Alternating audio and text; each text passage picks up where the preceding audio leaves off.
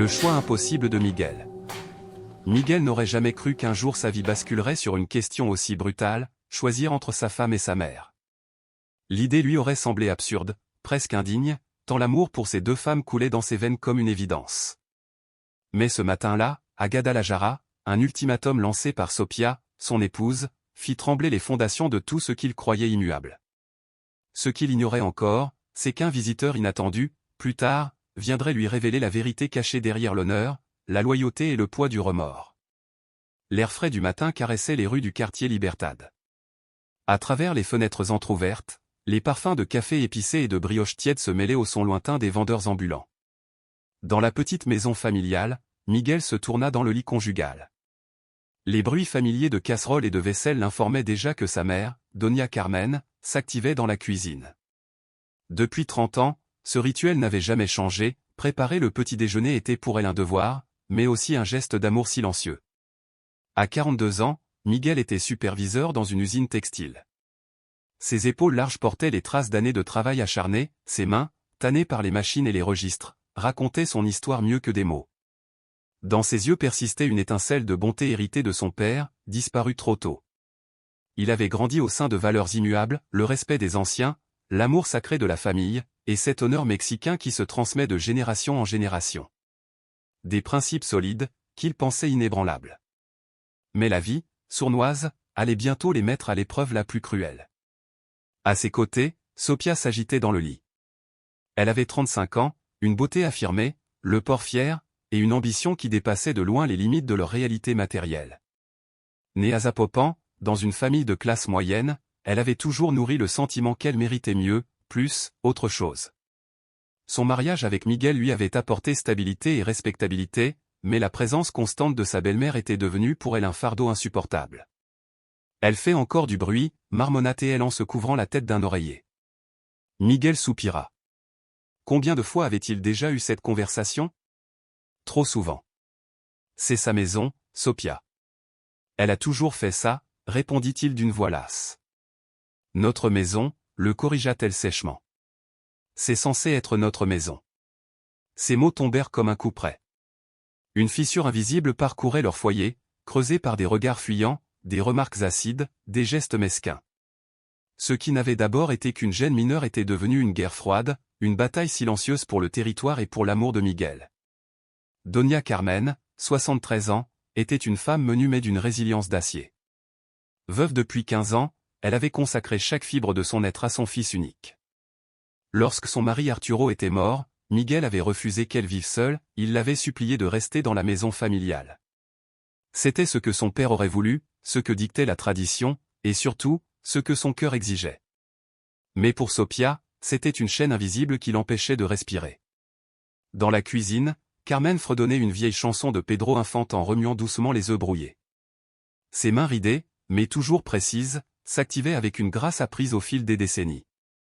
Sur la table, elle avait déjà disposé les assiettes préférées de son fils, et enveloppé les tortillas chaudes dans un torchon brodé à la main. Le soleil, filtrant à travers les rideaux, illuminait ses pots de géranium, entretenus avec une foi presque religieuse. Les murs couverts de photos racontaient l'histoire d'une famille autrefois soudée, Miguel enfant en uniforme scolaire, le mariage de ses parents, des vacances joyeuses à Puerto Vallarta.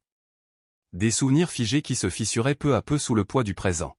« Bonjour, maman », dit Miguel en entrant, déposant un baiser sur sa joue. « Bonjour, mon fils. Tes œufs sont prêts, comme tu les aimes. » Un sourire illumina son visage fatigué. Ces instants de normalité lui offraient une trêve dans le tumulte. Il s'assit à sa place habituelle, sa tasse en céramique bleue ébréchée devant lui, celle qu'il refusait obstinément de remplacer. Tout dans cette cuisine respirait l'histoire, la vieille cuisinière à gaz, le buffet en bois de sa grand-mère, les aimants défraîchis collés sur le réfrigérateur. C'était le cœur battant de la maison. « Et Sophia » demanda Carmen, d'une voix qu'elle aurait voulu neutre mais qui trahissait une pointe de lassitude. « Elle va descendre » répondit Miguel, sachant qu'en réalité, sa femme attendrait qu'il ait terminé son repas. Carmen hocha la tête en silence. Elle savait lire entre les lignes. Elle savait aussi qu'elle dérangeait. Mais où aurait-elle pu aller? Sa pension suffisait à peine à ses médicaments. Cette maison n'était pas qu'un toit, c'était le sanctuaire de sa vie entière. Lorsque Sophia finit par descendre, vêtue d'une robe de chambre en soie, le contraste avec le tablier fleuri de Carmen fut saisissant. Les deux femmes échangèrent un regard bref, lourd d'années de ressentiment. « Bonjour », lança Sophia d'une voix glaciale. « Bonjour », répondit Carmen sans lever les yeux. Un silence pesant suivit, brisé seulement par le tintement de la tasse que Sophia posa avec trop de force. Puis Carmen, d'une voix hésitante, osa. « Sophia, pouvons-nous parler ?» « De quoi ?» répliqua la jeune femme, les yeux brillants de défi. « De nous. De cette maison. Je sais que ma présence te pèse, mais je voudrais comprendre. Ce n'est pas seulement votre présence, Doña Carmen. C'est la façon dont vous vous comportez comme si vous étiez toujours la maîtresse ici. Miguel et moi avons besoin de notre espace. » Les mots étaient des coups de poignard. Carmen sentit sa gorge se nouer. « J'ai essayé de ne pas interférer dans votre mariage, » dit-elle, la voix brisée. « Votre seule présence est une interférence, » rétorqua Sophia avec une dureté implacable. « Miguel ne sera jamais totalement mon mari tant qu'il restera votre petit garçon. » Carmen se tut, anéantie. Miguel, qui descendait l'escalier, surprit sa mère les yeux rougis. Elle prétexta de la fatigue, mais il n'était pas dupe. À l'usine, Miguel confia ses tourments à Roberto, son collègue et ami. Celui-ci lui répondit avec une franchise désarmante. « Ta femme te posera l'ultimatum. La mienne l'a fait. J'ai dû placer ma mère en maison de retraite. C'était dur, elle m'en a voulu. Mais un mariage a besoin d'air. » À la fin, elle a compris. Ces mots glacèrent Miguel. Pouvait-il vraiment trahir celle qu'il avait élevée? Le soir, le repas eut un goût amer. Après dîner, Sophia le prit à part dans le jardin. Sa voix tremblait d'une colère contenue. « Je n'en peux plus. 8 ans que je supporte cette cohabitation. Si ta mère ne part pas dans 2 semaines, c'est moi qui partirai. » Miguel la fixa, dévasté. « Sophia, c'est ma mère. Elle n'a nulle part où aller. Elle a des sœurs au Michoacán. Moi je suis ta femme. Tu as juré de me placer en premier. Tu dois choisir, Miguel. Ta mère ou moi. » Cette nuit-là, Miguel ne dormit pas. Les bruits de pas de sa mère dans le couloir résonnaient comme des coups de marteau. À 3 heures du matin, il trouva sur la table de la cuisine une note tremblante. « Mon fils, je vois combien tu souffres. Si tu crois que c'est mieux pour ton mariage, je partirai vivre chez ta tante Esperanza. Je veux seulement que tu sois heureux. Ta maman qui t'adore. » Les larmes de Miguel inondèrent la feuille. Le dilemme était désormais une blessure béante. Entre l'amour filial et l'amour conjugal, entre le passé et l'avenir, il devait trancher. Mais quel que soit son choix, une partie de son cœur serait condamnée à jamais. L'ultimatum de l'amour.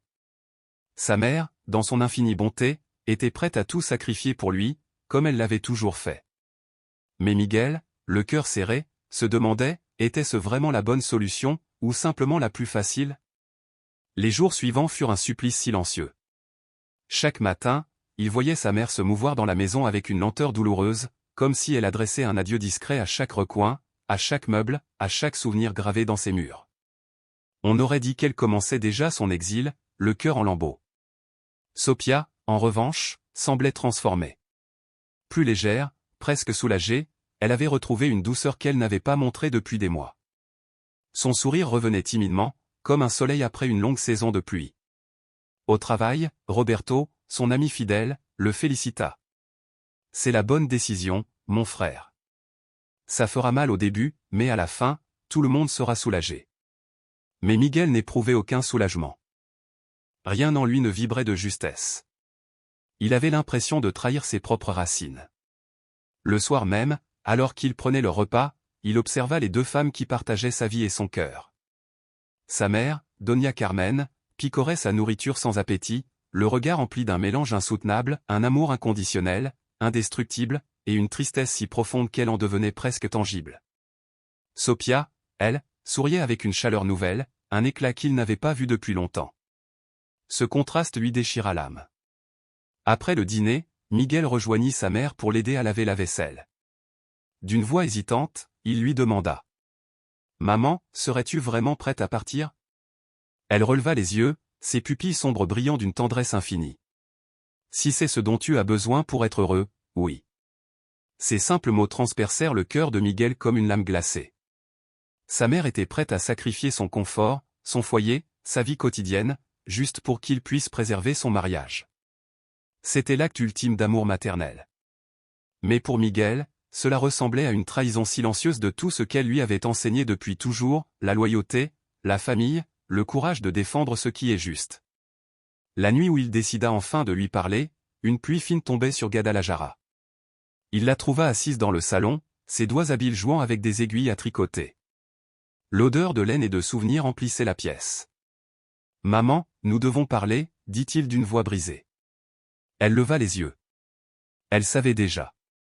Il s'assit près d'elle sur le vieux canapé, témoin muet de tant de souvenirs d'enfance, ses premiers pas, ses confidences d'adolescent, ses blessures consolées. « Maman, murmura-t-il, c'est la chose la plus difficile que j'ai jamais eu à dire. » Elle lui prit les mains entre les siennes, les pressant doucement. « Dis-le, mon fils.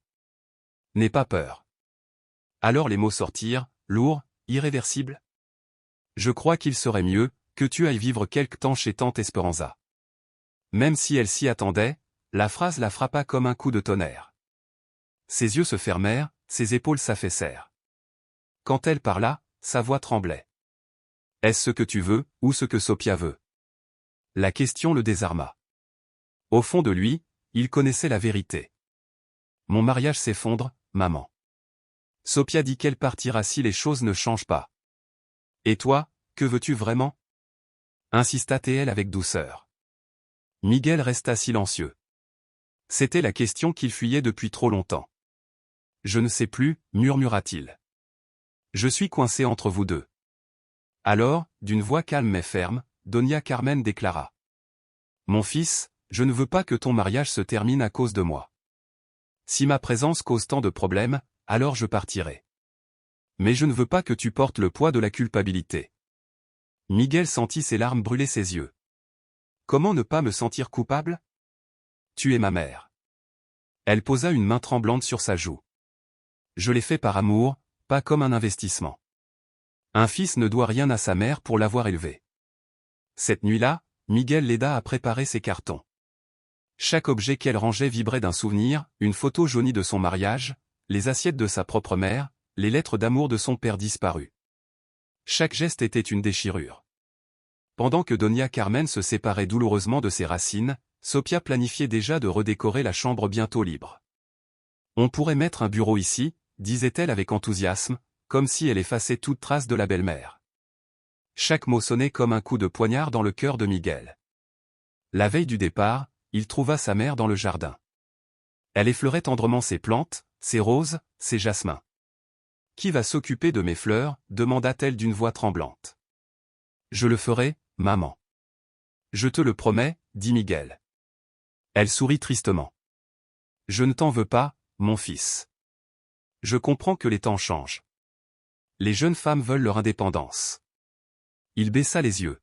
« Mais moi, je souffre déjà, maman. J'ai l'impression de trahir tout ce que tu m'as appris. Tu ne me trahis pas. Tu essaies seulement d'être un bon mari dans des circonstances difficiles. » Le lendemain matin, Miguel prit congé pour conduire sa mère chez sa tante.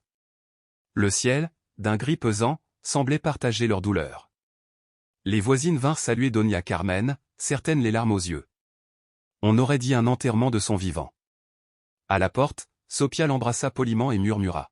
« Prenez soin de vous, Doña Carmen. Prends bien soin de mon fils, Sophia. C'est un homme bon. Ne le blesse pas plus que nécessaire. » Le trajet de 3 heures fut lourd de silence. Carmen contemplait les collines, les champs, ce paysage de Jalisco qu'elle quittait, peut-être pour toujours. Pour Miguel, chaque kilomètre ressemblait à un pas de plus dans la trahison. À leur arrivée, tante Esperanza les accueillit chaleureusement, les bras ouverts. Pourtant, malgré l'affection de sa sœur, la maison paraissait étrangement silencieuse, presque comme un tombeau. Au moment de l'adieu, Miguel serra sa mère dans ses bras avec une force désespérée. « Je viendrai te voir chaque week-end, promis. Tu n'es pas obligé, mon fils. Tu as ta vie à vivre. » Ils s'étreignirent une dernière fois. Miguel eut l'impression de laisser derrière lui une part de son âme. Le retour fut une torture. La pluie battante noyait la route, comme si le ciel lui-même pleurait. En arrivant, il trouva Sophia radieuse, elle l'attendait avec un dîner aux chandelles, la maison étrangement silencieuse, presque trop parfaite. Les jours suivants, un nouveau rythme s'installa, mais artificiel, forcé. Sophia, plus heureuse que jamais, transformait la maison. Elle remplaça le jardin de Carmen par un design contemporain. La maison devint belle mais glaciale, comme un mausolée. Miguel, rongé par la culpabilité, commença à rêver de sa mère chaque nuit. Un mois après son départ, il rentra tard. La maison était vide, Sophia était sortie avec des amis. Pour la première fois, Miguel se retrouva seul dans cette maison trop grande, sans personne pour s'inquiéter de lui. Il réchauffa une soupe instantanée, s'assit, et sentit le poids du vide. C'est alors qu'on frappa à la porte. Il ouvrit, personne. Mais une voix douce résonna derrière lui. « Bonsoir, Miguel. » Il se retourna, stupéfait. Dans le salon se tenait un homme, aux longs cheveux sombres et aux yeux d'une profondeur infinie, empli de compassion. « Comment êtes-vous entré » balbutia Miguel. La porte était ouverte, répondit l'homme en souriant. « Qui êtes-vous » Je m'appelle Jésus. Je suis venu parce que quelqu'un qui t'aime beaucoup m'a demandé de te voir. Ta mère, Doña Carmen. Ses prières sont parvenues jusqu'à moi. Il s'assit à la place habituelle de Carmen. Es-tu heureux, Miguel ? Miguel sentit ses défenses s'effondrer. Je ne sais pas. J'ai fait ce qu'on m'a conseillé, mais rien ne semble juste. Alors il se mit à tout raconter, la tension, l'ultimatum, la décision déchirante, la culpabilité. Jésus écouta, silencieux, bienveillant. Au fond de ton cœur, crois-tu avoir fait le bon choix ? Demanda-t-il. Je crois que j'ai abandonné la personne qui m'aimait sans condition, pour plaire à quelqu'un qui ne m'aime qu'à condition. C'est une observation très sage. Sais-tu pourquoi Sophia voulait vraiment que ta mère parte ? Ce n'était pas Carmen qu'elle craignait. C'était la peur de ne jamais être suffisante pour toi. Ta responsabilité était de bâtir un pont entre ces deux femmes, pas d'être le juge qui tranche. Jésus lui tendit la main. Ferme les yeux. Miguel se retrouva alors devant la maison de tante Esperanza. Il vit sa mère, seule, tricotant et pleurant en silence. Elle se meurt lentement, Miguel, dit Jésus. Pas à cause du déménagement, mais parce qu'elle croit avoir perdu son fils. Comment réparer cela ? Le veux-tu vraiment ? Alors sois prêt à risquer ton mariage pour sauver ton âme. Miguel pensa à sa mère. Oui, je le veux. À cet instant, la serrure grinça, Sophia rentrait. Jésus disparut. À sa place, une petite rose rouge reposait sur la table. Ce soir-là, Miguel affronta Sophia. Sa voix tremblait de force nouvelle. J'ai commis une terrible erreur. Je n'aurais jamais dû chasser ma mère. Sophia protesta. Il insista. Nous avons construit notre mariage sur la souffrance d'une femme innocente. Je ne peux pas vivre avec cette culpabilité. Demain, je la ramènerai à la maison. Sophia éclata en larmes. Elle avoua sa peur. J'ai peur que tu ne m'aimes jamais autant qu'elle. Miguel la prit dans ses bras. Mon amour pour ma mère et pour toi ne se compare pas. L'un m'a donné la vie, l'autre est ma vie. Le lendemain, Miguel retourna chercher sa mère. Quand elle le vit, ses yeux s'illuminèrent. Sophia t'attend, maman. Elle veut te demander pardon. À Guadalajara, Sophia les attendait sur le seuil. Elle avait préparé le plat préféré de Carmen, remis les photos de famille au salon. Les retrouvailles furent bouleversantes. Les deux femmes pleurèrent, se demandèrent pardon, et pour la première fois, se parlèrent avec humanité. Les semaines suivantes, ils bâtirent de nouvelles règles, de nouveaux équilibres. Carmen respectait l'espace de Sophia, Sophia demandait conseil à sa belle-mère. Miguel devint enfin le pont qu'il aurait dû être dès le départ. Un soir, dans le jardin, Carmen lui confia. « Mon fils, ce qui me rend la plus heureuse, ce n'est pas d'avoir un toit. C'est de t'avoir retrouvé. » 6 mois plus tard, la maison n'avait pas changé extérieurement, mais elle vibrait de rire, de vie, d'amour. Carmen et Sophia partageaient recettes et feuilletons. Miguel avait retrouvé sa femme et sa mère. Un après-midi, il crut voir Jésus dans le jardin. La vision disparut, mais sur un vieux rosier, une rose parfaite avait fleuri. Carmen s'exclama. « Regardez, mon rosier à refleurs. »